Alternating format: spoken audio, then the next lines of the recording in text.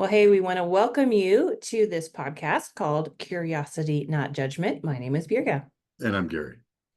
So, this last weekend, I attended a funeral for somebody I had worked with for a number of years, and he was a longtime radio broadcaster, had even been inducted into the New Mexico Broadcasters Hall of Fame.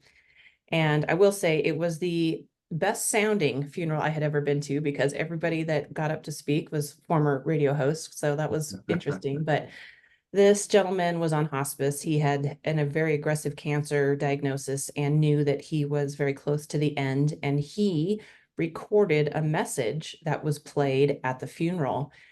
And it was a strange sensation to hear a really familiar voice, to hear from the person that you were there to honor their life, knowing that they're not around anymore. And he had kind of a customary sign off that he had always done on the radio and did the very same thing for the recording at the funeral. And so made me start thinking about, man, this guy was intentional. He knew he was not going to get an opportunity to speak to everybody that was in the room personally, but he wanted to close out his life with a farewell message, and he did not want to miss any opportunity for communication. So that really got me thinking about kind of the concept of missed communication rather than miscommunication. And what happens when we find ourselves in a situation where we didn't get a chance to talk to somebody and we really needed to, or, perhaps somebody has passed away and you didn't get that chance, or maybe they're still around, but there's now friction and there's not that same opportunity as there was earlier, or best case scenario, you have the opportunity to make amends and you need to ask some curious questions to regenerate that conversation.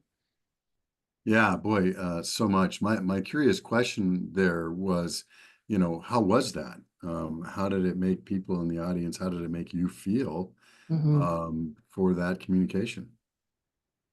It, like I said, it stirred up a certain emotion, hearing that voice, hearing the familiarity of it. And I think there was a comfort in it, in that, he really wanted to be mindful that he was addressing an audience of people that were really important to him. And yet that kind of strangeness, knowing that he's not here anymore and we're still hearing his voice. Hmm. Yeah, and that brings up a series of curious questions in my mind, such as how often do we sit and reflect on, what communications should I be doing that I am not doing, and a way to do that is to look backwards, and we don't dwell in the past, but is to look in the past to be able to benefit the future as, what communications have I missed in the past? Yeah. And how could I proactively figure out how to not miss those communications in the future? What could I do to communicate my feelings, my intentions more clearly and more often and at all? And so, how often do we sit and think, okay, how is my communication right now, Mhm. and what could I do to improve it across the board, including avoiding missed communications in the future? Yeah. Well, and I like that question that you pose, but how am I doing with my communication? And I think maybe a follow-up question is, am I making myself available for the people who need to speak with me?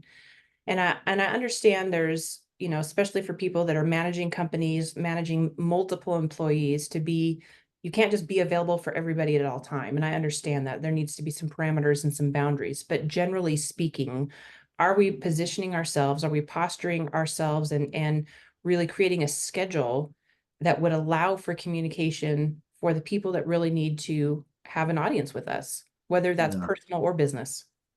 Yeah, I remember in academia they have office hours, right? Your Mhm. professor would have certain office hours because you can't make yourself available to all your students. And Sure. so let's do some office hours, and those students who feel the need for communication can come and communicate. And I did that when I was in the mayor's office, if you remember. I would have office hours. So I Yeah. would go post myself up at a local entrepreneurial kind of startup center, and I would have office hours for a couple of hours a week, so anybody could come by and get an audience. Because you're right. Our calendars are always infamously busy Mhm. and back to back, and it's hard to get on somebody's calendar. And so, what kind of office hours do we need to do in our own life? How do we make ourselves available creatively? And I think that's one of the themes of this little podcast is how do we be creative? How do we ask the questions of ourselves and others that elicits that creativity that improves things. Yeah, absolutely. And I do like to think about those creative communication connections because we have gotten to a point in this day and age where there are multiple options, right? It doesn't have to be a face-to-face necessarily. In this case, even as we have shown the last couple of weeks, it can be screen to screen. And certainly, from like these work platforms like Zoom and Google Meets and, all of the different variations of that to video chats. There is a ton of tools that you can add to your tool belt of communication right now. That's right. And are we using those tools effectively? And Sure. sometimes they're not appropriate, right? I mean, I'll take a doctor visit, for instance. I mean, there's some visits that you can do by video chat, Hmm. and we do. There's others where, you know what, the doctor just needs to see you physically. Yeah. And so, using each of those tools just because they're available doesn't mean we should use them exclusively. We should use each one appropriately, right? Yeah. And I think that is such a good point that, despite the fact that we have a really wide menu option of communication tools, they're not necessarily all appropriate for the particular connection that needs to be made, right? You're not going to do a video chat with a doctor when they need to swab your throat for strep, right? And you're also not going to schedule a Zoom call with your child who needs you to be physically present to hold them as they Yes. are walking through some really hard experience. And so, yeah, I mean, the easiest is not always the best. And so I think we have to be mindful in this case of missed communication or missed appropriate communication based on the circumstance. Yeah, and you're bringing up the whole presence part, and Yeah. and presence can sometimes be an essential part of that. But being present also, though, means that you're really listening to the other person. You're not distracted, Mhm. and you've set the environment in such a way that you can actually be present, whether it's physically or not. I think I'd rather have a video call with someone who's present than a face-to-face in-person meeting with some, looking around the room for somebody else to talk to. Sure. Well, and again, I think so much of this is knowing yourself and as much as you can, knowing the other person, their style of communication, the things that are really impactful to them. And you have expressed a couple of times over the course of these hundred and some odd podcasts that you've got some kind of ADD tendencies, right? And you do get easily distracted with visual things around you. So the fact that you may have better communication on a screen where you don't have a bunch of people in a coffee shop to look at may be the best method for getting your full engaged attention. Well, that's right. And I think that goes to the curious question, which is what are my best communication modes, Yeah. with whom, and using which tool, right? Yeah. Because it's all going to be different. Oh, without question. Yeah, and so trying to assess the needs of the other person while also knowing how you operate the best. And I think part of that is just going to be some direct asking, like, hey, I've got a tight window and I feel like I would be distracted if I need to drive to your place because I've got such a small margin of time. Would you be comfortable with a blank, whatever the next, best choice is for communication, and just asking some direct questions and hopefully getting some genuine responses. And if it's like, no, I really need to see you in person. Okay, I appreciate that. We've got to schedule another time because this pocket or this window is not going to work out for me to be fully engaged. And you bring up a good point about one-on-one versus group settings also. And it doesn't necessarily need to be a coffee shop. Sometimes it's I need some time away from the group. In other Yeah. words, I'm thinking of my own kids. I had uh, kids with vastly different personalities, like we all do. Sometimes it's just amazes me that kids come from the same family. But I had thinking of two children. I had one that was like, no problem, say whatever they want from the whole family. I had another one that it was very clear when I started doing some little one-on-one lunches with them that they did not feel comfortable talking in front of the whole family, and they were a totally different person Yeah. when it was one-on-one versus in a group. Yeah. That's a So missed communication if you for sure. don't get that person one-on-one. Yeah. And being able to read some of those subtle signs, whether you're a parent, whether you're a sibling, whether you're a boss, trying your best to really pick up on some of those cues that, hey, we are having some missed communication right now, whether that's in the environment that you're sitting in or because of other people present, or even the technology that's chosen. Yeah, and so and again, so it always comes back to what's being effective, what am I happy with, and there's buckets in our lives, right? Here's the things I'm super happy with, and I hope they never change, even though they will, and I'll have to adapt, but at least this part's going well. This part over here is not going so well, and I need to maybe ask some curious questions about this.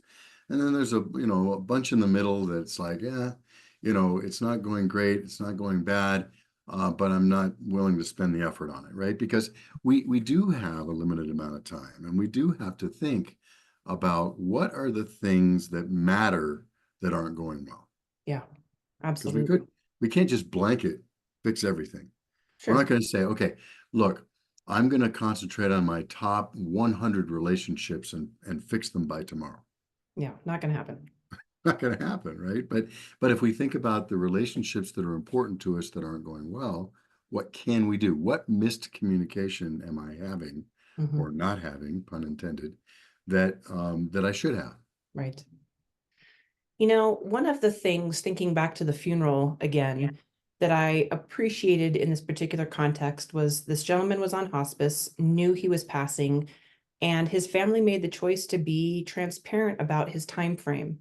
And that obviously is going to be very specific to each family and what they feel comfortable with. But I personally was really thankful so that I didn't have a missed communication with this gentleman. And even though I didn't see him face to face in his final week, I did get the opportunity to send a text message of gratitude and just to say, hey, you're important to me, and have some of those points of connectivity before his passing. And when someone dies unexpectedly, or when somebody passes, even if they have a long-term illness, but you're just not aware of how severe things have progressed, and you don't know their imminent end date, there are those times of missed communication. And I have a different example with another broadcast colleague who I didn't know her end was so close. And had I known, I would have done just about anything to have gotten an audience with her because she was so important to me, but I didn't know. And Mhm. so sometimes the missed communication is simply because you don't have the opportunity to speak to somebody before their end. And so there are some regrets, I suppose, but in many of those cases, there's nothing I could have done for lack of knowledge. But then, for me, I found that some of my processing happens through writing, and so I found some solace and some healing in writing about her and writing about the situation. But what are some of the things that you might suggest if there is missed communication? You didn't get a chance to say the things you wanted to say to someone that perhaps has passed on. You know, eh, and I've heard this from many different sources, but writing that letter anyway, even if they're never going to get it, is still sometimes therapeutic. Yeah. And I think that the other thing is not to dwell on it. As you said, family situations are different. Sometimes there's gatekeepers, Yeah. intentional or non-intentional, and other things. And I think that, we always need to be thinking also if we are in a situation of being a gatekeeper, trying to do that fine line balance of overwhelming the person, Yeah. and yet or giving them peace, and the balance between the two, and being in constant conversation. Because one of the things that I'm always struck by is the whole phrase, what got you here won't get you there. In other words, things change. Mhm. So that could be hour by hour, day by day. It can't be a blanket rule. It's like, you know what, I just don't want to see anybody. Well, that's your feeling today Yeah. or in these 5 seconds. but not necessarily the same as I'm going to feel this afternoon or tomorrow. So the constant check-ins, I think, is important on that part too. But back to your point, if you have missed a communication, then one of three things can happen, right? One, they are still around, and then you have the opportunity to fix that, and Mhm. you should pick up the phone or figure out how to get a cup of coffee or whatever you can do to fix that and to make Mhm. sure we communicate. And we should over communicate wherever possible, especially in our important relationships, because you never know what's Yeah. right. Or the second is you've missed the opportunity for communication, but it's just not appropriate to try to recreate the scene. Yeah, Mm. right. I wish I'd have said that in this Yeah. situation, right? But you're not going to recreate the exact moment where that communication is appropriate. And then, you have to think about, okay, maybe that's a good thing to think about for next time I'm in that situation. Or maybe this is a way for me to be more open with what I'm thinking and feeling at the time, Mhm. so that the next time I won't miss it. And then the last thing, the third thing is that you don't have the opportunity to make it up at all. The person's gone. The situation has changed where they're not available anymore for whatever reason, and there's just not an opportunity to do it. And that's where we talked about maybe, writing out a letter anyway, expressing the feelings to the family. I can tell you, as someone who's lost a close loved one, that those persons saying, I didn't get a chance to say this to your wife who passed away, but I wanted to tell you about Mm. this. Yeah. It was really cool, very comforting, especially in the few months afterwards. Those were really cool. So you may not have an opportunity to give that communication directly to that person, but give it to someone around them where it's still meaningful. I love that. Well, let's go to point two for a moment, and I want to just ask some curious questions. So the person is still alive, around, but time has passed, or you're not in that situation anymore where you have that connection, but you do feel like there was a missed communication. I would say in some of the settings, again, depending on relationship and circumstance, you might have the opportunity to send an email or shoot a text or something to say, hey, I really feel like I missed the opportunity to express this, and I wanted to let you know. Could we revisit our conversation, or I just wanted you to be aware. Sorry, dogs. Yeah, no, that's exactly right. As a matter of fact, and there doesn't need to even be a two-way on that. You could just write a note and say, "Hey, I missed the chance to say X here and encourage you in this situation," or "I missed the chance to say this. If I had it to go over again, I would have, but I wanted you to know that I thought about it afterwards, and I'm just saying I'm sorry I didn't do it at the time, but I wanted you to know this." And I think those can be very effective, right? So I said a minute ago, it's difficult or you can't recreate the situation. Well, maybe you can. Maybe, that was too judgmental on my part. Maybe you can go back and revisit the situation. You may not be able to recreate that exact moment, but you can say, hey, I wish I'd have done that. And sometimes that takes a little bit of vulnerability on our parts to say, hey, this thing happened and I wish I'd have said this, but I'm saying it now. Yeah, And some people might say, well, if you can't say it in the moment, then it's not real or whatever. Well, that's their judgment, yeah. not yours, and it can still be useful. Certainly. And, as far as it depends on you, right? To That's be right. to make peace with all people. And so if you feel like there's been something on your end that you've made an error in, or you just didn't communicate clearly, or, you misstated something, asking for that opportunity to clarify. And, if it's received, fabulous. If it's not, you've kind of done what you can. Well, then now you're going from missed communication to miscommunication. True. I wish I hadn't said that, or Mm, I wish I could have taken that back, or I was wrong to say that. I yeah. mean, think about how therapeutic that can be for a relationship. Yeah. Look, I said this in the moment. This had more to do about me than you. And I took out my frustration on you. I was, having a bad day, a bad moment. I was hungry, right? I should have Hmm. eaten a cookie first and then said something. Whatever. There's over communication where you are being vulnerable and open and saying, you know what, in essence, this relationship is important to me, and this thing occurred, and I want to make it better. You know, just the motivation, the transparency to say I want to make it better, which is going to come through in that kind of a communication, hopefully, Mhm. can do wonders. Yeah, absolutely. So I think this gives us just a good transition point to really think through some of those questions in regards to the most important relationships that we have.